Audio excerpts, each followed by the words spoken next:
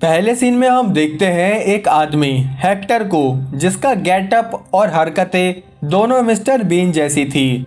किस्मत से इसकी एक क्लारा नाम की वाइफ भी थी। ये दोनों हाल ही में अपने इस नए घर में शिफ्ट हुए, जहां हेक्टर के पास एक दूरबीन थी, क्योंकि हमेशा से उसे दूर की देखना और सोचना बहुत पसंद था।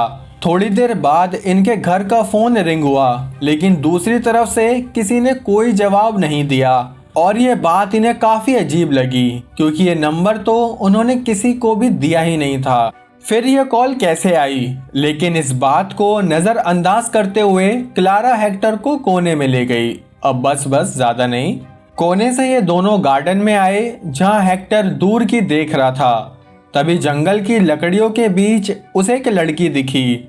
वो ये देख ही रहा था कि उस लड़की ने अपना टॉप रिमूव कर दिया। ये देखकर हेक्टर ने तो पलके मारना भी बंद कर दी, लेकिन तभी पीछे से क्लारा आ गई। उसने बताया कि वो मार्केट से कुछ सामान लेने जा रही है। उसके जाते ही हेक्टर फिर से अपने काम पर लग गया, लेकिन अब वो लड़की वहां नहीं थी।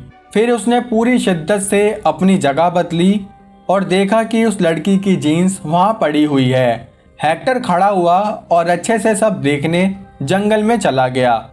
थोड़ा आगे जाकर उसने देखा कि एक नेक्ड लड़की जंगल में बेहोश पड़ी हुई थी। हेक्टर उस लड़की के थोड़ा पास गया, लेकिन तभी उस पर किसी ने कैंची से अटैक कर दिया, जिसके बाद हेक्टर पागलों की तरह वहां से भागता हुआ एक पेड़ के पीछे छुप गया। उसने देखा कि अटैकर का चेहरा गुलाबी पट्टी से कवर था। वो जल्दी से वहां से भागा और इस फेंस को पार करके एक घर के सामने आ गया। वो इस घर के अंदर मदद मांगने घुसा, लेकिन वहां कोई भी नहीं था। ये जगह देखने में बिल्कुल साइंस लैब लग रही थी। अब हेक्टर ने अपने घाव को धोया और वहीं से पट्टी लेके बांध ली।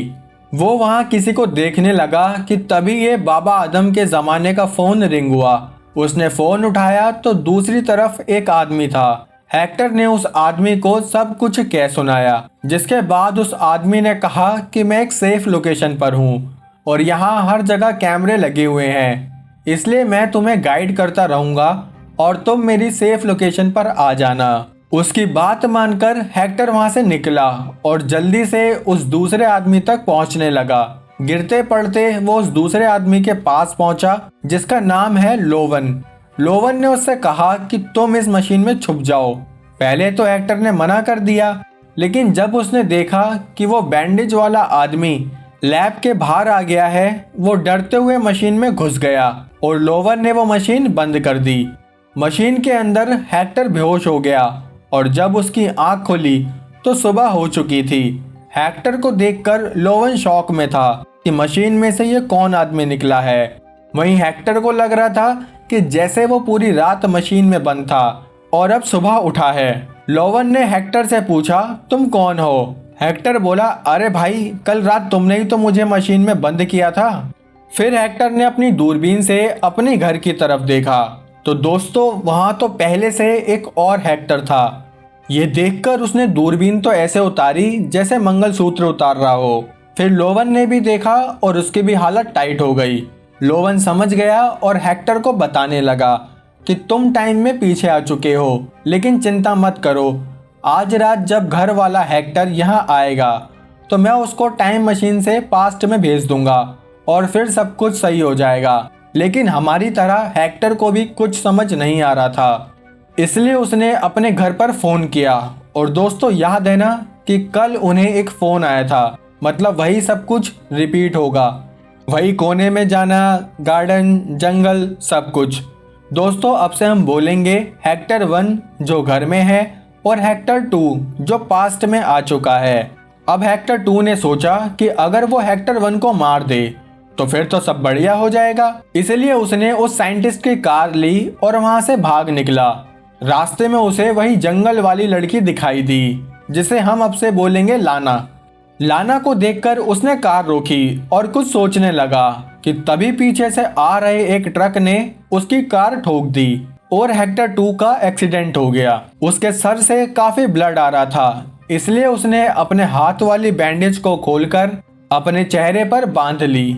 और ये अब कौन बन गया दोस्तों? वही कल वाला अटैकर। तभी लाना भी वहां आ गई और हेक्टर 2 की मदद करने लगी। लाना ने उसकी काफी अच्छे से ड्रेसिंग की और बोली मैं पुलिस को बुलाती हूँ। तभी हेक्टर 2 ने उसकी वो कैंची चुरा ली। साथ ही उससे बोला कि मुझे तुम्हारी कुछ मदद चाहिए और अपने साथ उसे जंगल में ले जाने लगा। लेकिन लाना को कुछ समझ नहीं आ रहा था, इसलिए वो वहां से भागने लगी। उसे ढूंढते हुए हेक्टर 2 ने देखा कि हेक्टर 1 कहाँ देख रहा है और उसी हिसाब से उसने लाना को पकड़ लिया। उसने धमकी दी कि जैसा मैं कहूँ सिर्फ वैसा ही करती रहो। फिर उसने लाना से कहा कि चलो अपना टॉप हटाओ। लाना ने कर दिया, फिर दोबारा पहन भी लिया। फिर उसने लाना से उसकी जीन्स भी रिमूव कराई, लेकिन तभी लाना ने उस पर अटैक किया और वहां से भाग गई। हेक्टर 2 फिर से लाना के पीछे भागा और उसे पकड़ भी लिया, लेकिन गिरने की वजह से लाना बेहोश हो चुकी थी। जैसे तैसे हेक्टर उसे वापस उसी जगह लाया और हेक्टर 1 का वेट करने लगा। यहाँ हेक्टर 1 भी जंगल में आ गया और उसके आते ही हेक्टर 2 ने उस पर अटैक कर दिया। हेक्टर 1 वहां से भाग निकला और हेक्टर 2 ये देखने लगा कि कौन से पेड़ के पीछे हेक्टर 1 छिपा होगा और उसे हेक्टर 1 दिख भी गया। लेकिन तभी जंगल में उसे लाना के चिल्लाने की आवाज आई, इसलिए वो पहले जंगल की तरफ भागा और देखा कि वहां से लाना गायब है। अब उसका दिमाग भी घूमने लगा कि आखिर ये क्या हो रहा है, इसलिए वो जल्दी से अपने घर ही भाग गया। घर में जाकर वो अपनी वाइफ को ढूंढने लगा कि तभी उस पर किसी ने अटैक कर दिया और वो सीढ़ियों से नीचे गिर पड़ा। अब वो दोबारा उठकर फ्लोर्स चेक करते हुए छत पर पहुंचा, जहां उसने देखा कि कोई उससे डरते हुए सीधे नीचे जाकर गिरा है और ये और कोई नहीं बल्कि उसकी वाइफ ही थी, जिसे मरा देखकर वो सदमे में आ गया। उसने जल्दी से वापस साइंटिस्ट के पास जाने का सोचा कि कैसे भी करके अपनी वाइफ को बचा सके। जब वो लैब के बाहर पहुंचा तो उसने खिड़की से देखा कि हेक्टर 1 के साथ वही कल वाली घटना चल रही थी कि कैसे हेक्टर 2 भी उस मशीन में घुसा था। अब लोवेन बाहर आया और हेक्टर 2 ने उससे कहा कि मुझे जल्दी से वापस से पास्ट में भेज दो।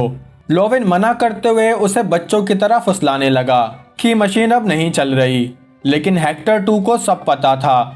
उसने लोवेन को दिया एक कंटाप और बोला चुपचाप मुझे पास्ट में भेजो, वरना मैं तुम्हें ऊपर भेज दूंगा। मुझे कैसे भी करके अपनी बीवी को बचाना है। लेकिन पास्ट में भेजने से पहले लोवेन ने उसे वार्निंग दी कि पास्ट में जाने के बाद तुम हेक्टर 2 से हेक्टर 3 बन जाओगे। हेक्टर हाँ हाँ करके चुपचाप मशीन में बैठ गया। अब जब मशीन से वो निकला तो हेक्टर 3 बन चुका था। वो जल्दी से गेट के पीछे भी छुप गया और तभी वहां हेक्टर 2 भी आ गया। लोवेन हेक्टर 2 के साथ लैब के बाहर आया और यहाँ हेक्टर 3 ये अजीबोगरीब गाड़ी लेके यहाँ से निकलने लगा, लेकिन उस गाड़ी से वो मेन गेट खुलने वाला नहीं था, इसलिए उसने वापस आकर लोवेन से कोई और गाड़ी मांगी। लोवेन ने उसे अपनी एक वैन दे दी। अब हेक्टर 3 वैन लेके वहां से निकला और रास्ते में ही उसने हेक्टर 2 की गाड़ी को ठोक दिया, जिसके बाद उससे वैन कंट्रोल नहीं हुई और वैन के साथ जंगल की सैर करने चला गया। जब उसकी आंख खुली तो वो टूटा फूटा चारों खाने चित जंगल में पड़ा था। वो हिम्मत करके उठा कि तभी वहां लाना आ गई, जो हेक्टर 3 को देखते ही चीखने लगी। इसी की चीख हेक्टर 2 ने सुनी थी। अब हेक्टर 3 लाना से बोला कि शायद हम दोनों एक ही आदमी से बचते हुए भाग रहे हैं। उस आदमी के पूरे चेहरे पर बैंडेज लगी हुई है। हेक्टर 3 की हालत ठीक नहीं थी, इसलिए लाना उसे लेके उसके ही घर में आ गई, जहां वो सोफे पर बैठा ही था कि तभी वहां क्लारा आ गई, जो हेक्टर 3 को देखते ही डर गई। क्लारा ने उसे उस बैंडेज वाले आदमी मतलब हेक्टर 2 के बारे में बताया। साथ ही उसने पुलिस को भी इन्फॉर्म कर दिया था। हेक्टर 3 ने क्लारा को बचाने के लिए उसे एक रूम में बंद कर दिया और हेक्टर 2 के घर में घुसते ही उस पर अटैक करके उसे नीचे गिरा दिया। फिर उसने लाना से कहा कि बैंडेज वाला आदमी तुम्हारे ही पीछे पड़ा है, इसलिए तुम्हें अपनी पहचान बदलनी होगी, जिसके लिए उसने लाना के बाल काटे और उसे एक रेड कोट पहना दिया। उसने उससे कहा कि तुम जाकर टेरेस पर छिप जाओ, वहां तुम्हें कोई नहीं ढूंढ पाएगा। ये कहकर उसने लाना को ऊपर भेज दिया और अपनी वाइफ क्लारा को लेकर बाहर गार्डन में आया। जहां ये दोनों साथ में टाइम स्पेंड करने लगे, क्योंकि दोस्तों वो मरने वाली लेडी क्लारा नहीं बल्कि लाना थी। और हेक्टर 3 को पता था कि हेक्टर 2 अब साइंटिस्ट के पास जाएगा और फिर से ये सिलसिला चलता ही रहेगा। इसलिए जब तक कोई दूसरा एक्टर यहाँ नहीं आता, वो ये पल अपनी बीवी के साथ स्पेंड करना चाहता था। उसे पता है कि अब वो चाहकर भी इस लूप को नहीं रोक सकता। ये लूप अब इन्फिनिटी तक चलता ही रहेगा। दोस्तों, डायरेक्टर ने इस मूवी में ये नहीं बताया कि आखिर लूप स्टार्ट कहाँ से हुआ, लेकिन इस मूवी की एंडिंग से एक बात जो मैंने ऑब्जर्व की वो ये है कि हमें हमेशा दूसरों के साथ टाइम स्पेंड करना चाहिए। याद है हेक्टर 2 को जब लगा था कि उसकी वाइफ मर गई तो वो कैसे सदमे में चला गया था, जबकि उससे पहले वो खुद जंगल में मंगल के चक्कर में गया था।